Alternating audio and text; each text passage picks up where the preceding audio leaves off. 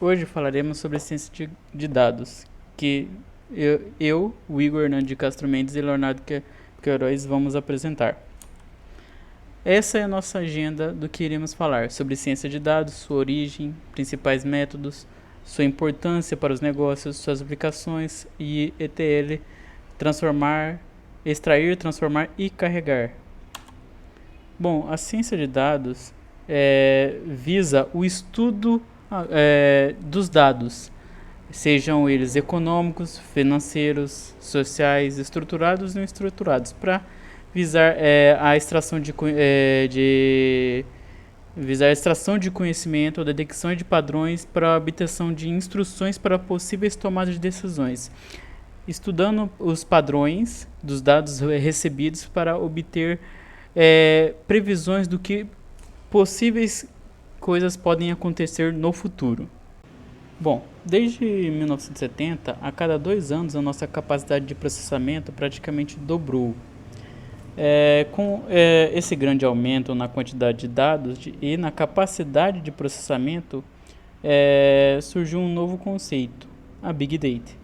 E com a necessidade de analisar todos esses dados e extrair desses dados informações úteis, surgiu essa parte da ciência de dados. Por exemplo, na Segunda Guerra Mundial teve um cientista que ele tinha um trabalho de otimizar a blindagem de aviões para a Segunda Guerra. Porque ele não poderia blindar todo o avião porque o avião estaria muito pesado para subir.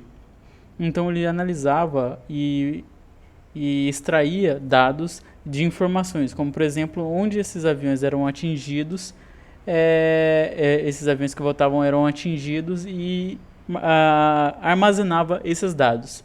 Então ele formava uma estatística de onde eram mais atingiam mais.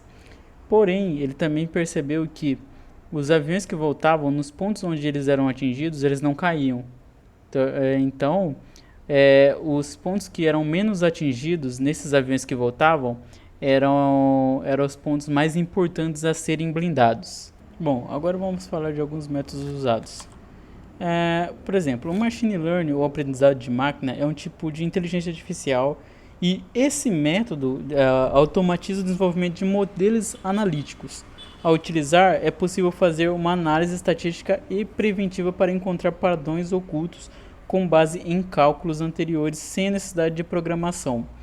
Hoje, a gente vê muito na internet informações em forma de vídeo, em forma de áudio, em forma de imagem, e são quase às vezes impossíveis de serem analisados, todos eles manualmente.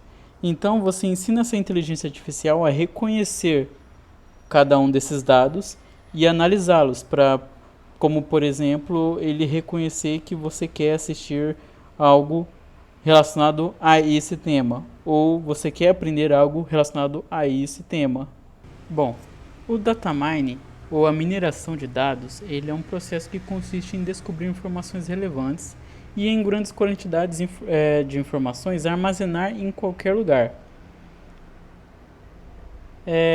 Para isso, ela usa ferramentas baseadas em matemática e estatística, como uma metodologia que é possível conhecer sobre sua própria empresa e também sobre suas concorrentes.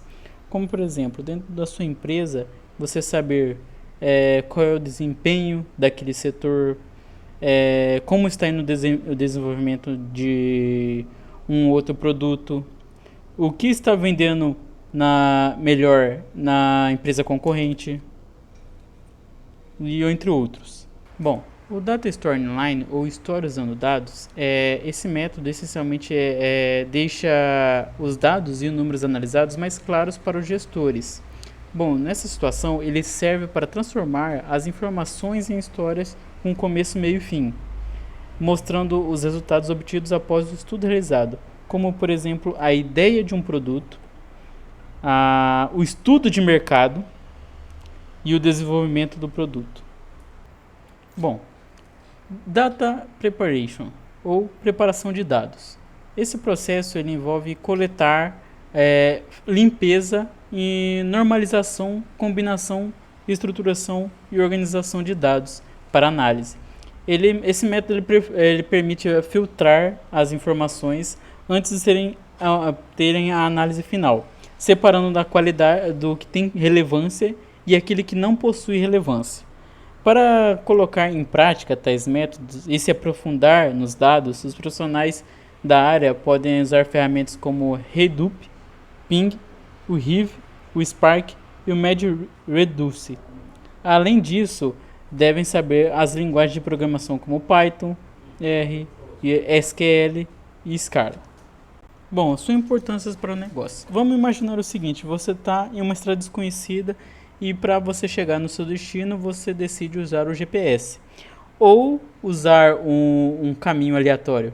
Bom, se a gente quiser ter a chance de chegar ao local com agilidade o mais rápido possível, o GPS para a gente é a melhor opção, pois ele mostra as rotas baseadas em dados.